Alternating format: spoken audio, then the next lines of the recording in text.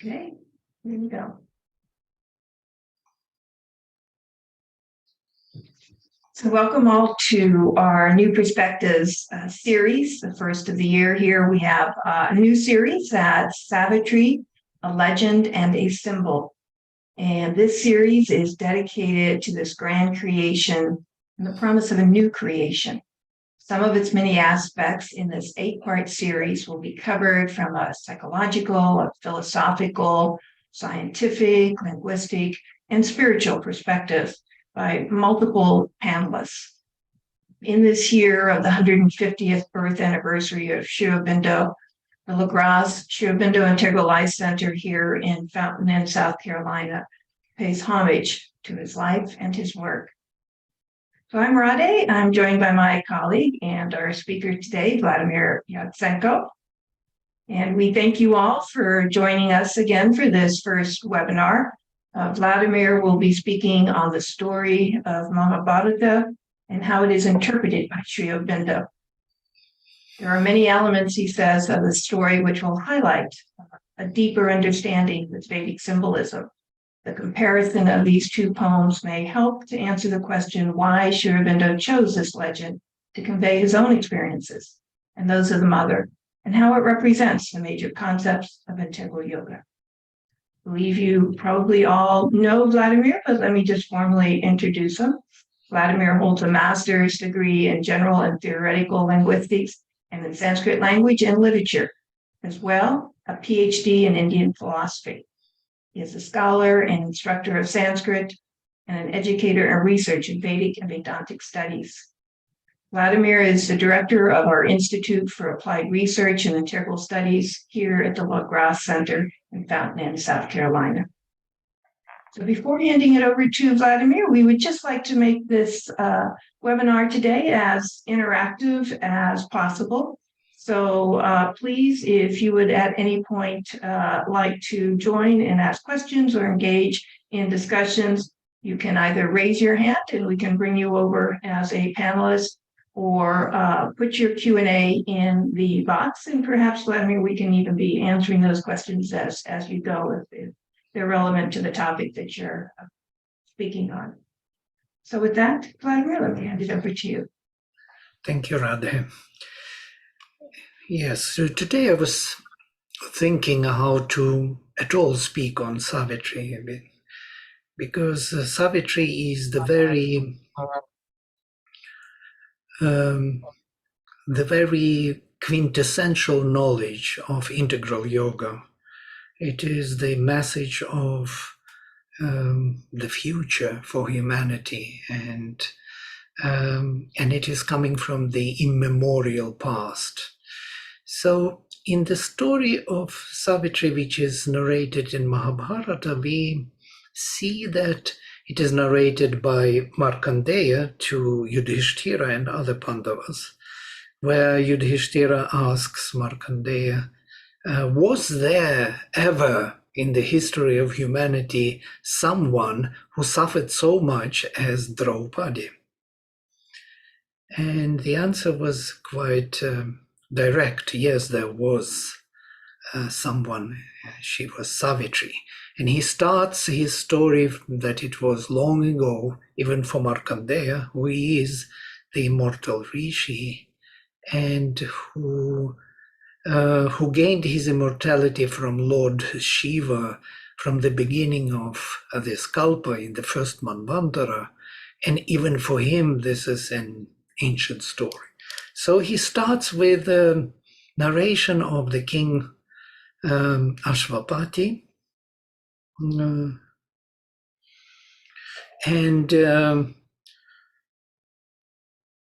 that Ashvapati was loved by all and was a very just and true king in his kingdom, but he didn't have a progeny and he suffered a lot.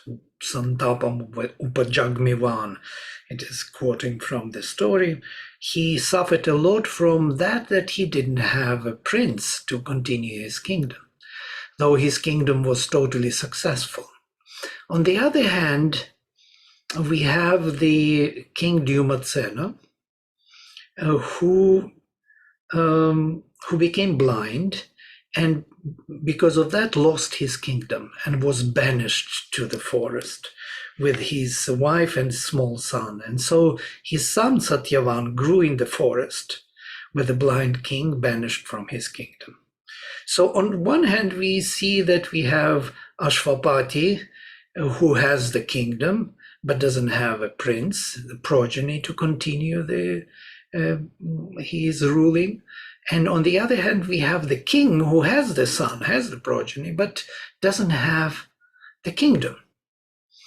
So, and this is the symbolism which actually highlights all those Vedic symbols of Dyumatsena and Ashwapati, of the king of knowledge and the king of power.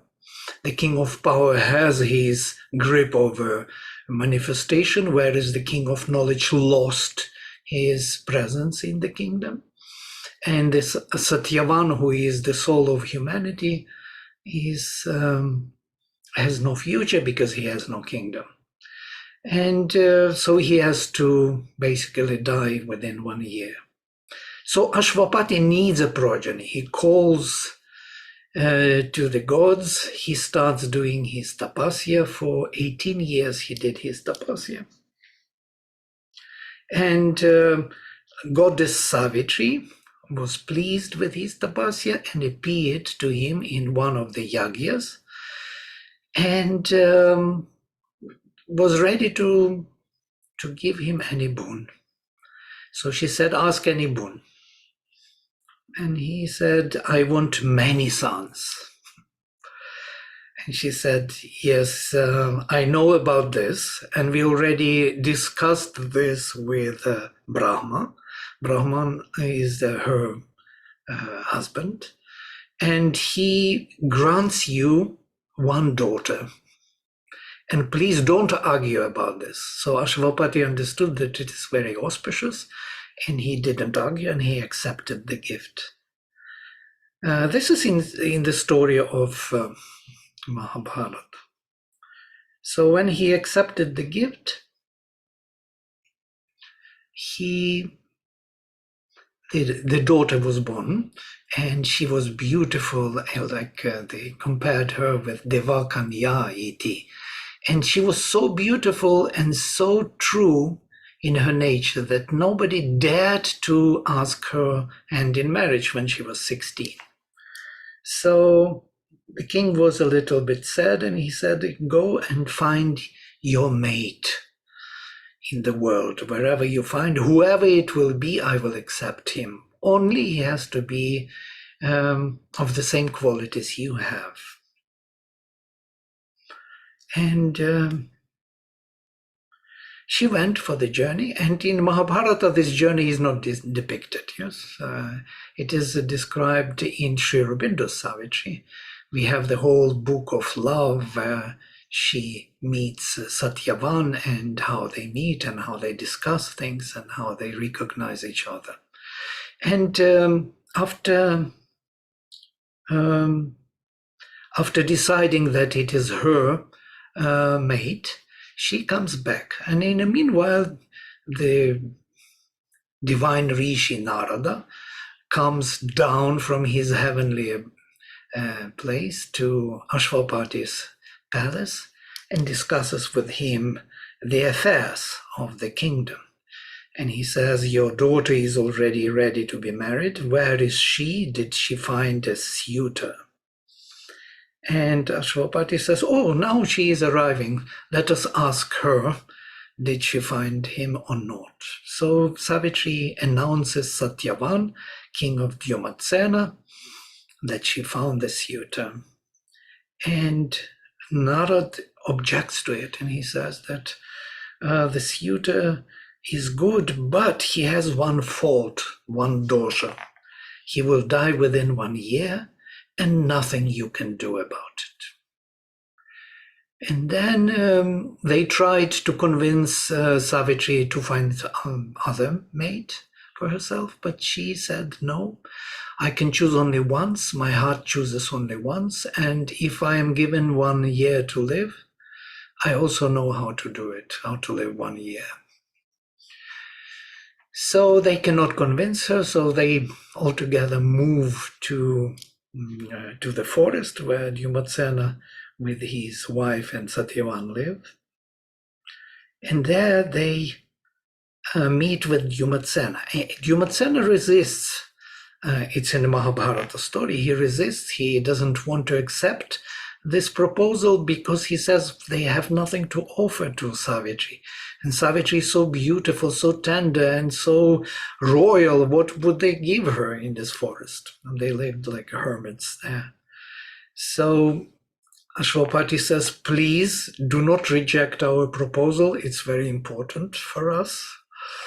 And then he says something interesting. He says that long ago I wanted to become family with you, Ashwapati. So Dyumatsena, the Lord of the divine mind, of the divine knowledge, wanted to become one family with the Lord of the divine power. But because he lost his sight in his kingdom, he didn't dare to even think about it. So this was kind of envisioned before by the Lord of the luminous knowledge, the divine knowledge. Dyumatsena, yes, Dyumat means light, Sena, army, the army of luminous rays of knowledge. That's his name. And Satyavan means the one who possesses truth, the truthful one.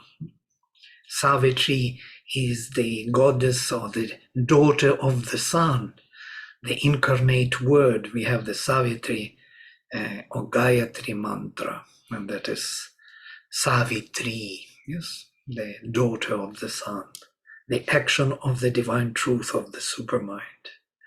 So the marriage took place in the forest, and Savitri stayed in the forest, and she knew that within 1 year Satyavan should die, and so every day she counts and remembers this. And before the time was up, she decided to make the sacrifice, and it was her, I think it was solstice, winter solstice, 3 days. She stood and didn't sleep, didn't eat, didn't drink, didn't sit. She was standing like a pillar for 3 days and nights.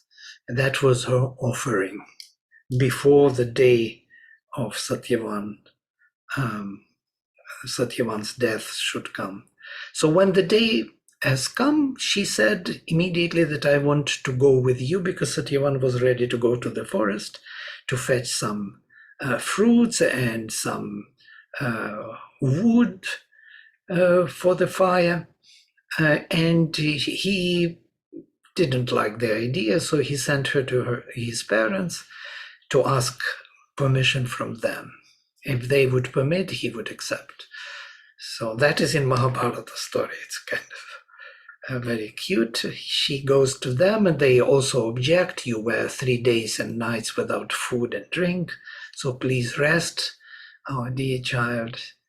And she says to them, do you remember me asking you anything during this year? They said, no, we don't remember you asking anything. And now I am asking, she says.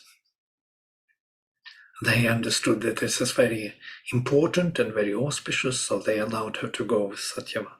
So when they go to the forest, Satyavan is fetching wood, and then he feels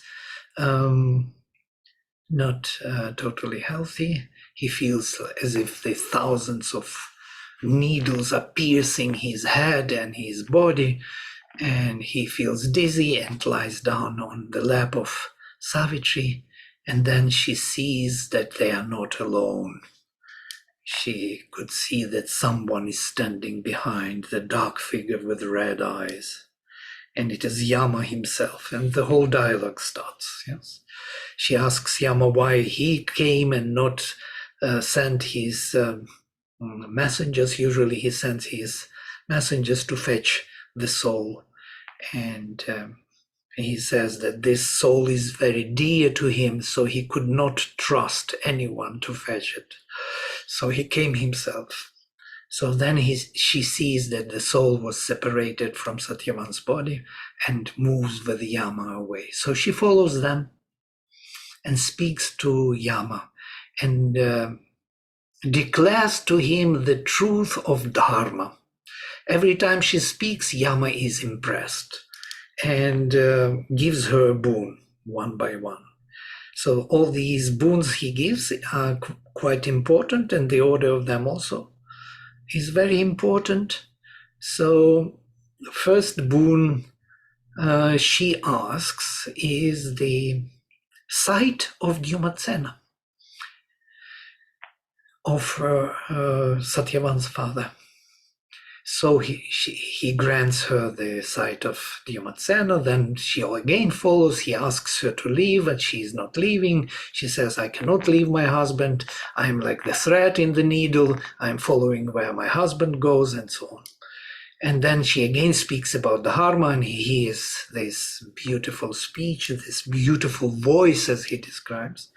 And he says, oh, so ask any other boon and go back. Accept the life of Satyavan. He always says the same phrase, accept the life of Satyavan, any boon. She says, I want the kingdom of Dyumatsena back. So again, the two boons for Dyumatsena, his sight and kingdom. And then she follows him again and again, the same story, and she speaks about the true beings and the satsang, how it is important to be among true souls, how it is illumining our behavior and so on. And he is this beautiful diction, and again very impressed, and says again, choose any boon except the life of Satyavan. And she says, give me 100 sons for Ashwapati. Now finally Ashwapati gets his many sons through Savitri. And then again the same story. She follows and she speaks to him she starts to speak about his nature. Interestingly, that he is the Lord of the Sun. He is the son of the Lord of the Sun. He is Vaivasvata Yama. He comes from the luminous supermind. So, and then he's also very impressed with her knowledge and tells her, choose any boon except the life of Satyavan. And she says, give me 100 sons from Satyavan. And interestingly, Yama accepts this. He gives her 100 sons from Satyavan, but not the life of Satyavan. Many consider this to be a trick by Savitri, but I don't think so, and we will look into it more closely in a minute, why it is not a trick. And so she follows again and reveals the higher revelation of knowledge of the truth, and then he is so impressed that he says, so choose any boon, and he forgets to say, accept the life of Satyavan, and immediately Savitri budges in with the phrase, may Satyavan live. This is the first phrase. She doesn't go into nitty-gritty explanations. She jumps on this. And then he says, okay. The uniqueness of this story, and he gives her back the life of Satyavan. Satyavan comes back to you, and then he gives her additional boon, which is very unique and very unexpected. Aurobindo doesn't mention this boon in his Savitri. He gives her 400 years of life with Satyavan. And 400 is actually a symbolic number. In the Semitic tradition, it means the fullness of realization. It's actually the supramental manifestation. It's the number 22, the last arcanum of the system, which is called Mysterium, where the Divine Mother, totally naked in the full sun, dancing with one hand she touches the sky, and with one foot she touches the earth. She connects heaven and earth in this living symbol. This is this story, the legend, which Aurobindo uses as a symbol for narration of his vision or his experiences, his life, actually. And a long time he was looking for the language suitable for to express his experiences. He couldn't find proper language. He already studied Upanishads, he already knew very well the Gita, and but still that was not the language he was looking for. And when he discovered the Veda, as he says, then he discovered this symbolic language, poetic language, which he could use to describe his highest experiences. And this language, Vedic language, mantric language, the same imagery he is using in Savitri. So this is basically the introduction which I wanted to make, very basic, but still. Now I will go through my bullet points one by one, which I wanted to highlight and to make the kind of, to us to pay attention to these differences. So, yeah, few elements which I would like to highlight is that what is unique in the story of Savitri is that it is standing out from the epic style. The style of epos is usually the prediction at the beginning, and then we see how this prediction comes into power. We see how it comes into life, how it is being realized. So it is never otherwise. So prediction means that it will happen the way how it was predicted, only we have to see how it unfolds, all the elements, how it comes to that point. And that is the epic style, and it's very interesting to see how it happens. When we read Savitri's story, I read it in 1986, first time in Sanskrit, being a student of Sanskrit language in the Indian Philology Department in St. Petersburg University. I was surprised to see, because you expect this to happen. I didn't know yet the story of Savitri at that time, what it means, but I was surprised that the prediction did not happen. The prediction by Narada, Deva Rishi, nothing you can do about it, better to choose another suitor, did not happen. And nobody helped Savitri to do this, to undo this doom. She herself did everything with her will, and Aurobindo uses this phrase in his Savitri, fate shall be changed by an unchanging will. This is Savitri, it is her unchanging will which is changing the fate of humanity. There are a few more things which are worth mentioning. It is that Markandeya Rishi himself is the immortal Rishi, ever young, 16 years old always. And he is from the first Manvantara of this Kalpa, which was long ago, many million years back. He tells the story of Savitri to Yudhishthira. Markandeya himself was a worshipper of the Divine Mother, and we know his famous Devi Mahatmya in Markandeya Purana. This is a mantric poetry dedicated to the Divine Mother, which sounds like this: Ya Devi Sarvabhuteshu Matri Rupena Sanstita, that goddess which in all beings stays in the form of the Mother. Namastasye, Namastasye, Namastasye, Namo Namaha. Salutation to her, salutation to her, salutation to her, salutation, salutation, or surrender, surrender. So this is a very famous text which Mother herself uses to invoke herself and Sri Aurobindo. You know this famous mantra where Mother chooses 3 passages from Devi Mahatmya of Markandeya.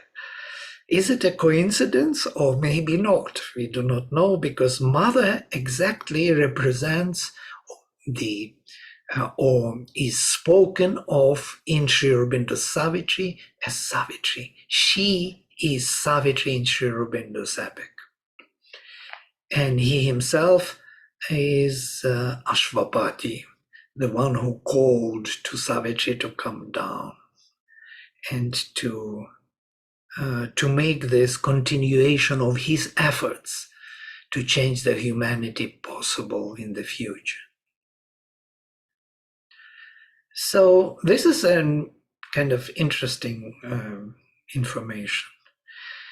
There are a few more things which I would like to mention. Savitri belongs to this circle of the major myths of immortality. There are 5 major myths. Maybe a few here and there we can find, but they are not so direct as these 5. One is of Nachiketas in Katha Upanishad, other is Shunakshepa from Aitareya Brahmana. There is another Samudra Manthana, churning of the ocean in Vishnu Purana, and Savitri and Satyavan in Mahabharata, and Markandeya story in Puranas. So these 5 myths of immortality, of which Savitri has its own very prominent place. So why did Sri Aurobindo choose this story for narrating his own experiences? Yeah, there are a few differences before that I would like to highlight, and that is that Sri Aurobindo never mentions Yama in his story. He mentions all the names. Even the mother of Savitri, Malavi, he mentions all the names in Savitri, Ashwapati, Dyumatsena, Satyavan, Savitri, Malavi, but he never mentions that the Lord of Death or Death is Yama. And this is quite significant. Long ago we discussed this with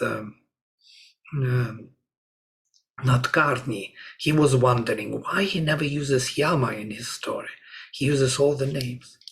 And the reason for this is that Yama is not really the Lord of Death, so to say. He's the first who died and found, first about humanity, who died and found the way back to the psychic plane from which the whole humanity came. And there is a very famous hymn in the Rig Veda of Yama and Yami, where they separate their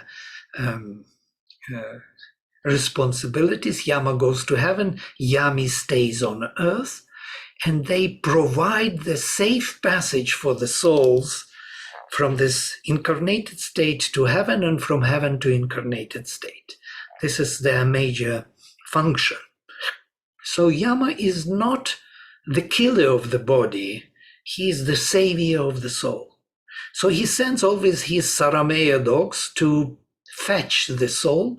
Why? Because they are protecting the soul in its journey through the dangerous passage to heaven.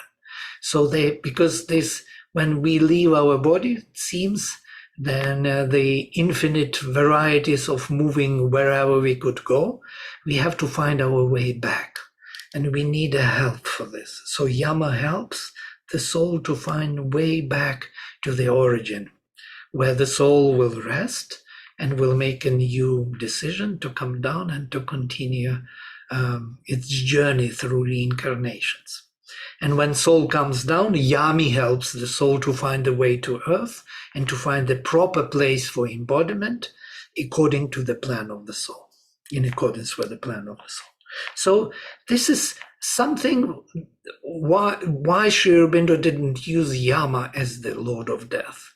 The Lord of Death is a different figure in Savitri. And he totally differently shows the debate of love and death. When Savitri speaks to death, it is a very different dialogue than it is found in the story of Mahabharata. So she does not receive the boons from death in Sri Aurobindo Savitri. She receives the boons from the divine voice comes. And in Mahabharata, it is Yama who grants her the boons. In Savitri, she destroys the Lord of Death, actually.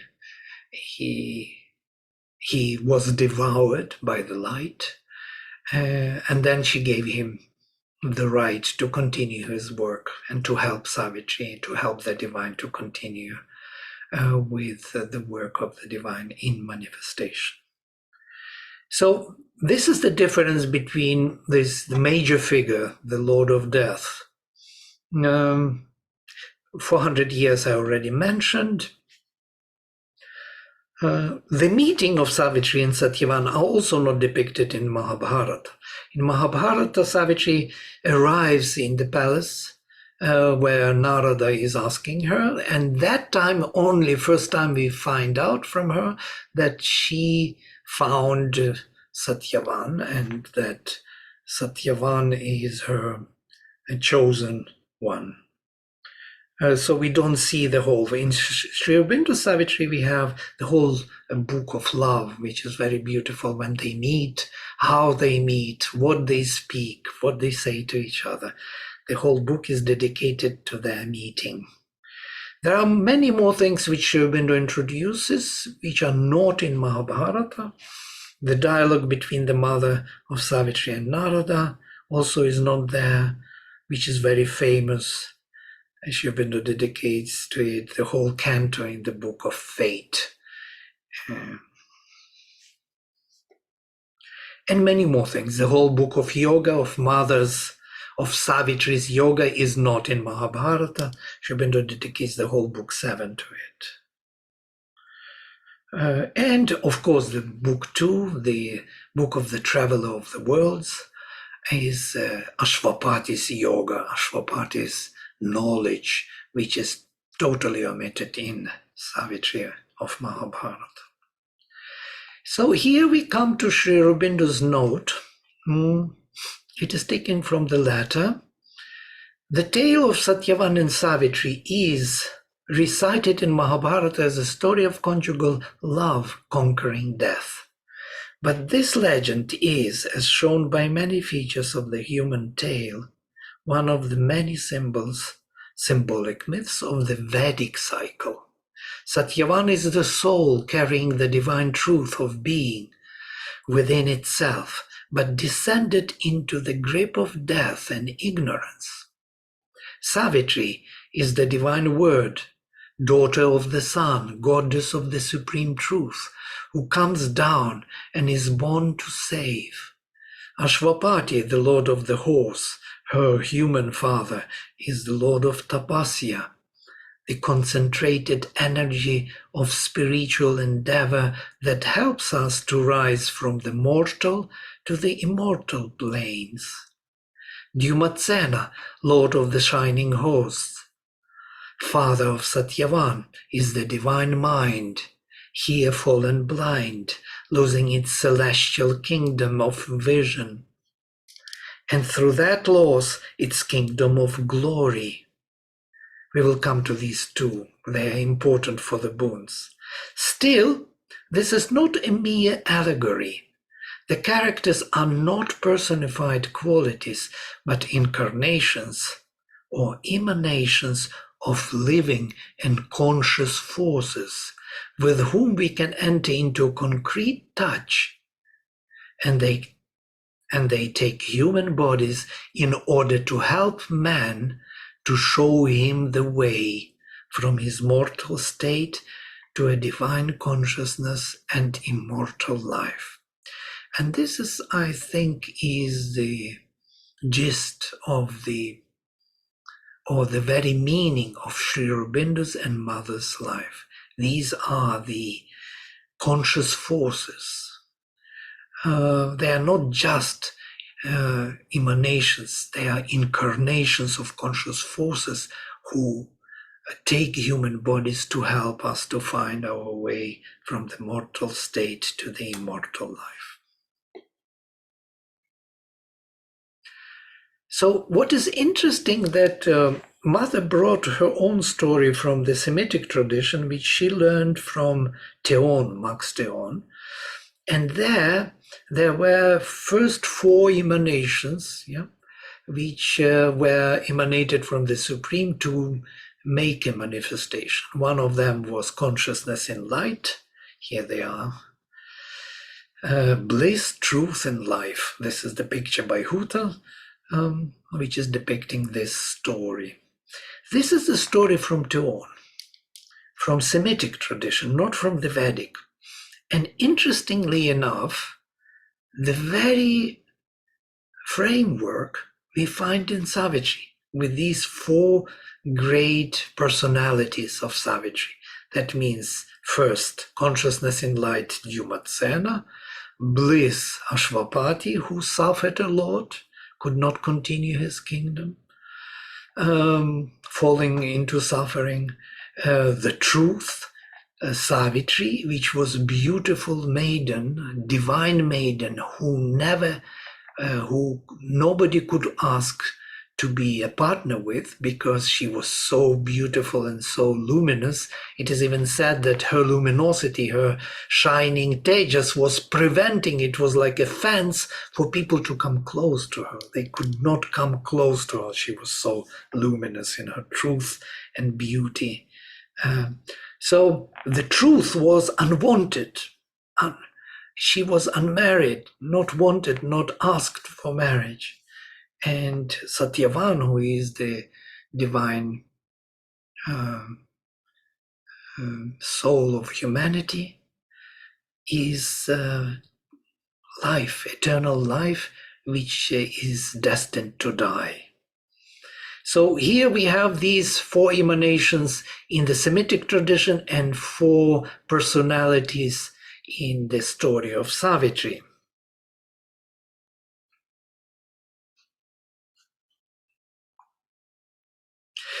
So what is happening here is interesting, because these boons, also they are 4, we speak about them as 4, but there were 5 boons, actually 6 in Mahabharata.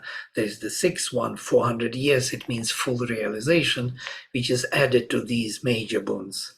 So 2 boons to Dyumatsena, first, return of the sight, and return of the kingdom to Dyumatsena. The 3rd boon, the 100 sons of Ashvapati, and the 4th boon, 100 sons for Savitri and Satyavan, without life of Satyavan, interesting boon. And finally, the life of Satyavan.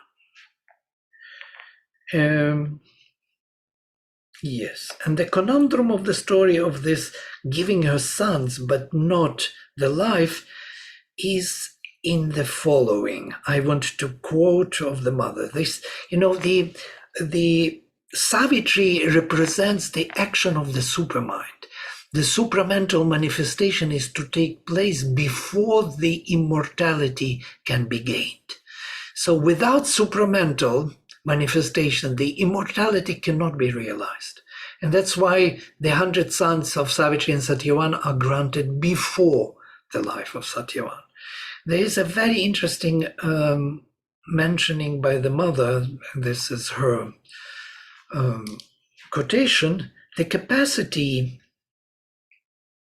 to know God can be achieved in the lower triplicity, the mind, the vital, and the physical, only with the supramental transformation. And this comes only just before the ultimate realization, which consists in becoming divine.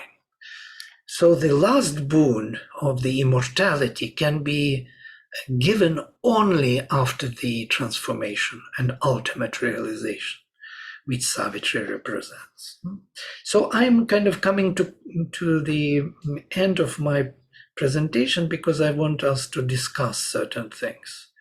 Here is the scheme which I created specially for this purpose, to see what happened, what was before and what happened after.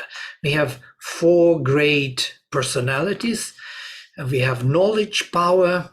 So the king of knowledge, of the divine mind, is before marriage of Savitri and Satyavan is blind Dyumatsena who lost his kingdom. And the powerful Ashvapati has kingdom but has no future, and he is suffering from this. He cannot continue his effort to sustain and to develop the humanity in the direction of the divine realization. On the other hand, we have the knowledge power, the energy of the supermind, which is unasked, unmarried Savitri, though she is most beautiful. And it's quite an unusual exaggeration, because usually even Sita was wanted by many, or Damayanti, who was beautiful as heaven, they had many suitors. But in this case, she was so not only beautiful but luminous and divine that nobody felt that they had the right to come close to her. So in that kind of exaggeration, we can feel the meaning of it. So unmarried Savitri and dying Satyavan, these are the conditions before Savitri married Satyavan. When she married him and saved him from Yama, what do we have? We have seeing Dyumatsena with his kingdom back. We have happy Ashvapati, 100 sons to continue his efforts. We have married Savitri with 100 sons and 400 years of life for Satyavan and living Satyavan. So this is the result of that marriage. In the Semitic traditions, we have light turned into darkness. That is the fallen emanations, bliss turned into suffering, truth turned into falsehood. This is falsehood when Savitri is not wanted because there is no match for her truth, and life turned into death. So, and these four emanations are to be recovered, and Mother speaks about them in her life, which is quite remarkable. She dealt with these asuras, she calls them asuras. So the asura of darkness was converted into light, and asura of bliss into suffering into bliss. But asura of falsehood, that very asura who called himself the Lord of Nations in her story, who was the reason and the cause of the Second World War, and I think he is still surviving there like Sauron, and he still continues his falsehood. You can see it in the media and everywhere in the world nowadays, that the lies are becoming so used and prominent. So this asura was not converted yet. And the asura of death also was not yet converted. This is for our future work. And what is interesting, that these four emanations, four personalities, also highlight the four major stages of Sri Aurobindo's yoga. It's amazing how it fits beautifully. First is mukti, according to Sri Aurobindo. It has to be purification and mukti, liberation, separation of Purusha from Prakriti, finding your own self, your unborn self, is on one side, and on the other, finding your psychic presence within the heart. That's why Dyumatsena has two boons. One is he gains his sight, his witness quality of Purusha, and that is separation of Purusha from Prakriti. And the second boon, he gets his celestial kingdom, and that kingdom is actually the application of this unborn self through psychic presence in the world and constant conversion of the world into the light of knowledge. And this is kind of significant to understand. So two boons of the king of the Lord of the Divine Mind, and one boon for Ashwapati, 100 sons. Bliss turned into suffering, and suffering turned into bliss, which is interesting because in Sri Aurobindo's boons, when you read in his, it will be about oneness. And this cosmic self-realization in Sri Aurobindo's yoga. First, he had this experience of mukti, nirvana, yes, silent Brahman, which he received from Vishnu Bhaskar Lele. And then the second realization was in the Alipur jail, where he got his revelation from Krishna, the realization of the dynamic Brahman, where he saw Krishna in every form, in every human being. It was present all over around him. So this kind of realization of seeing the divine in everything and in everyone is the cosmic self-realization. It brings a total bliss because you see yourself in all selves and all selves in yourself. There is no more shrinking from anything. So this is the second realization of his yoga. And the third, he worked all his life to bring supramental down. As he said, he caught the tail of the supermind. And that what they did with the mother. And finally, the mother did it. With her hammer, you remember in 1956, on 29th of February, she broke the golden lid, and the golden light rushed down into earthly atmosphere. And she says all the psychic beings who of humanity, in every human being, the soul is shining like 5-volt bulb, and started to shine like 100-volt bulb. All the humanity was illumined from this one act when the supramental force touched earthly atmosphere. And this is something which Aurobindo worked for all his life with the mother. And the fourth boon is still awaiting its realization, the transcendental realization of Supreme Ananda, the descent of the supermind and opening us to the transcendental realms. So here I will stop and open to the questions if you have any. Or remarks, you want to say something, please. We can see here what it is. Maybe on screen share. I am on screen. Yeah.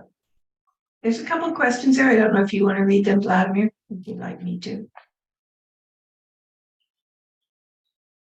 Yes, there are many more slides. There is recorded session slides to be posted. Yes, there are many more points which I could not cover because of lack of time. I just wanted to give a framework. There will be many points highlighted during these sessions. 8 sessions are waiting for us. This is the first one. So from different scholars, and Alok will be speaking, and Shraddhalo, and so you will gain a lot of knowledge from this story. I just wanted to frame it into this particular framework of the story from Mahabharata and Markandeya. Any questions? Yeah. Oh, good. Okay, you're gonna get to the questions. Good.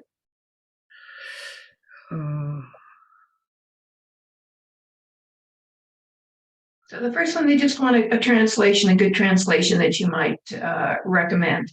English. I do not know. I don't read translations for quite some time. So I have the original text. You can find it also. You just Google Sanskrit PDF Savitri story. It's very, those who know classical Sanskrit, is easy to read. There are no more questions. So question and answers. Okay, I don't see it. Yes. You don't see the Q&A? Yes, I see. I opened. Thank you.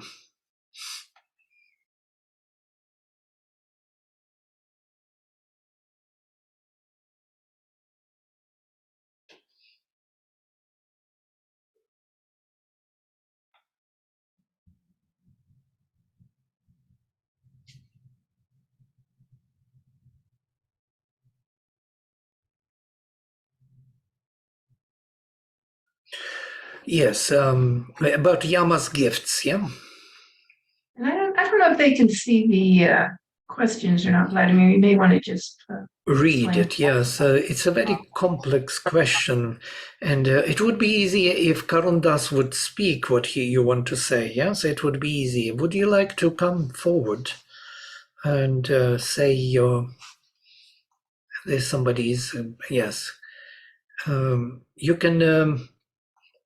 we can promote you to panelists, and you can... I promoted you, so you can speak if you want to. Please unmute yourself, yes. Yeah, no, it was just I came in late, and I saw that you were saying that Savitri in Sri Aurobindo's version does not receive gifts from the Lord of Death, but from the divine. But I mean, it says right there, I think it's 588, that the Lord of Death does give her whatever Satchivan had wished for. So I was just confused about that. Right. This is the most confusing part because there is no reference to when the voice speaks. We shift to another canto where the boons are granted. And it appears that the being which is there, the divine voice, yes, is not the Lord of Death at all. And in every way, it is not the same being. And this is something which Aurobindo maybe left unsolved. I tried to figure out all my life who it was, that voice, but definitely it's not the Lord of Death. The Lord of Death was devoured by light, according to the Savitri, yes, and his body was devoured, and then she says, "Live still, death, and do still my work." Yeah, and from that time on, that if you missed that passage, then it may look like that is the death who is granting the boons. But if you see that, then you understand that something has shifted altogether.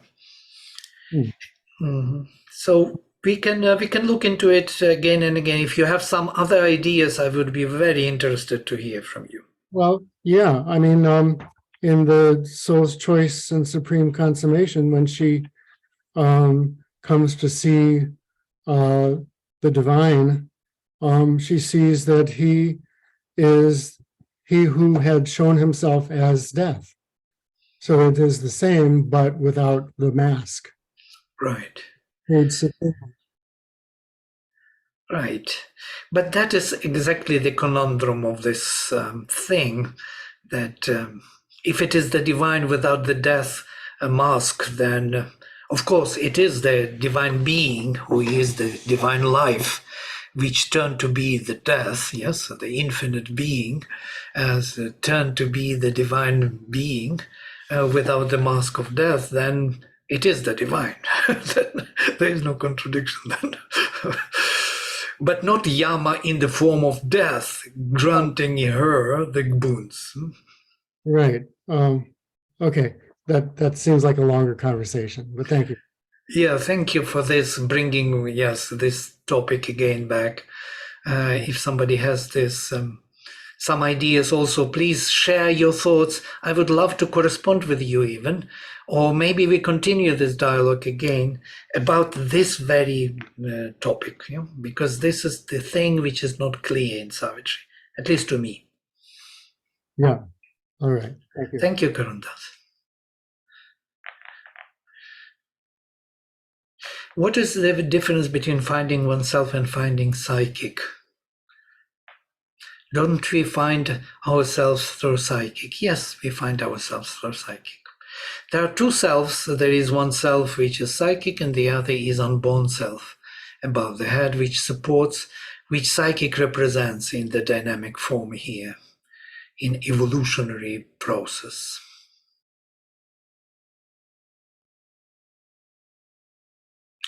How much poetic liberty Sri Aurobindo incorporated in his Savitri?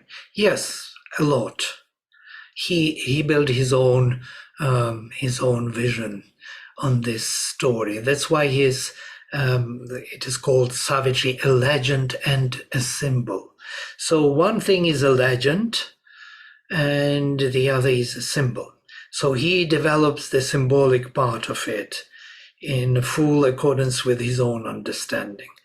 And I believe that Savitri himself itself was showing him that what his role in this reincarnation is about. His and mother's. I think they recognized the source, the eternal source, that these incarnations, these beings, emanations, are actually present in them for this particular work. And that's why he took it for narrating his own experiences. It was his own story with the mother, so to say, eternal story. And it repeats itself again in our time. It's my kind of vision of it, so you may have your own. What could be the best beginning towards Savitri as an individual after the talk, your talk, my talk?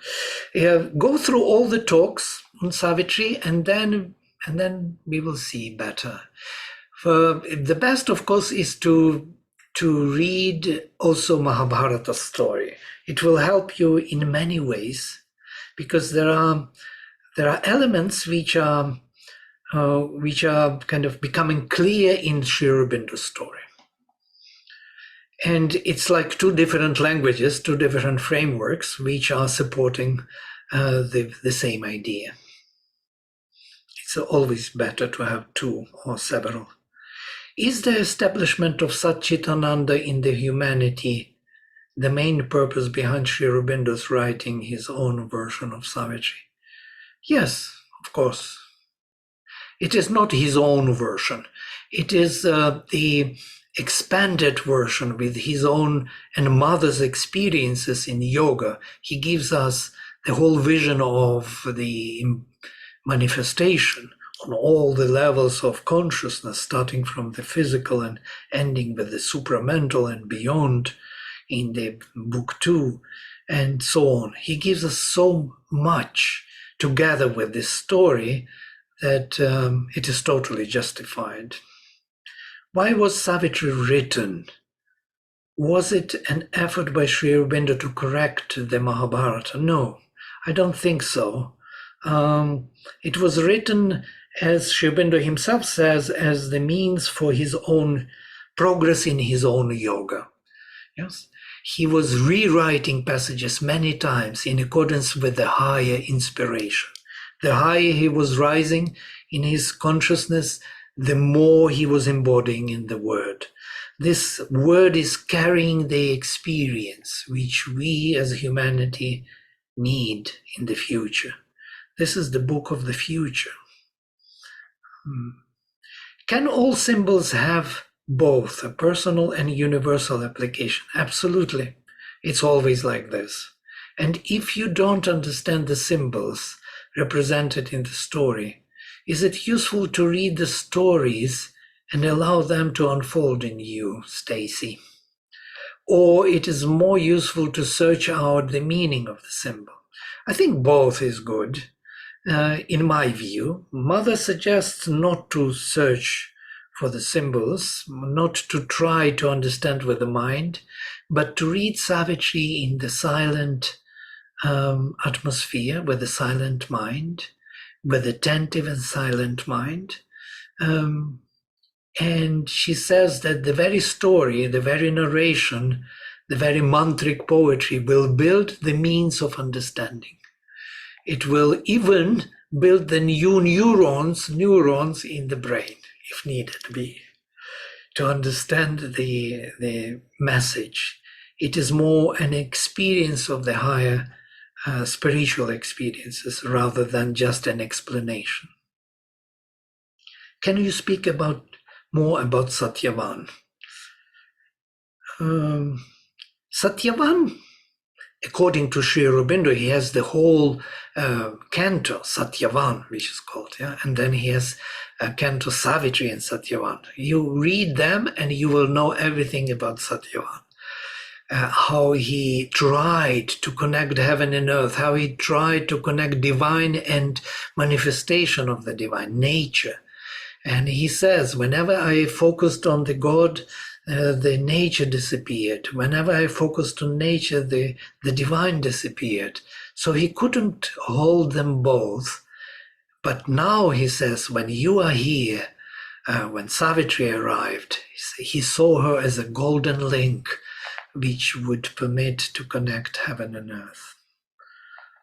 And that is what Mother represents, actually. And that is her major work, to save Satyavan in manifestation, not beyond.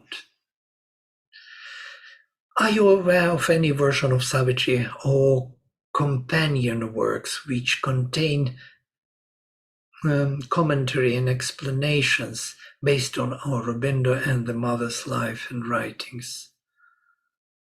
Oh, there are many. There are the meditations on Savitri. They are all published. You can find with pictures of Huta. Huta made many sketches. Mother made with her sketches and pictures more than 500 pictures. And these are pictures on Sri Aurobindo Savitri. They will explain, and Mother's explanations are following. We created several films, by the way, and maybe I will send you the link for this, and so you will watch yourself for the first canto, for example, with Huta's pictures, Mother's voice explaining everything, what it means, the symbolism of the story.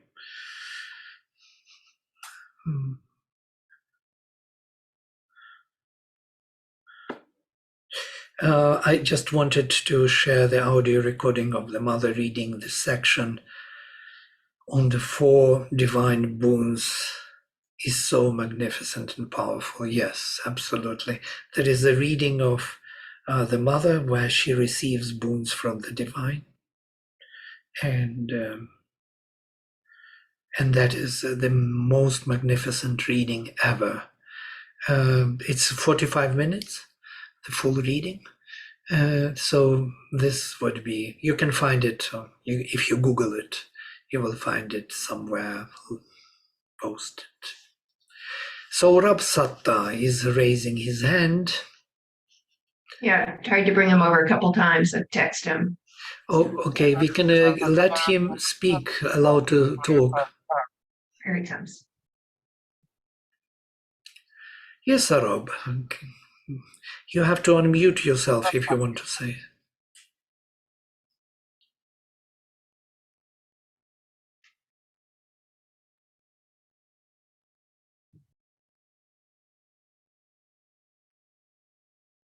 You are not unmuted, so most probably it's difficult. So there is in the left corner. In the chat too, if he wants.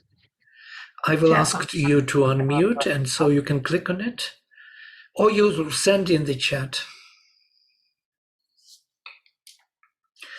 Or maybe you, by mistake, you raise your hand. Okay, so then you please send your question if you have, or some kind of comment through the email. So thank you everyone for this beginning of our journey, because it's just an initiation into this marvelous story of Savitri and Satyavan, which is so important for all of us, because it is predicting our future of humanity as a manifestation of a new divine race on earth, with a higher consciousness and more luminous powers. The life divine, the vision of the life divine on earth. So thank you all, and I would just like to, I put it in the chat box, but just, I was just hearing from Dr. Pandey. He would like to start his session an hour early next week. So we'll be sending out adjustments for that, but that would make it 9 o'clock here on the New York time and 7:30 p.m. in India. So just a quick note. And we just have a wonderful announcement to make. Dr. Sumitra Basu and Dr. Michael Miovich has published their book on consciousness-based psychology. So we will be hosting them on Sunday, February 12th. And they'll be speaking about their book, letting you know how to purchase it. And we're just really honored to announce it to our community and have them come on live and talk about it. So thank you, Vladimir. Wonderful, wonderful, wonderful way to begin this 8-part series. We hope you all will stay with us over the coming weeks. Thank you all again. Namaste. Namaste.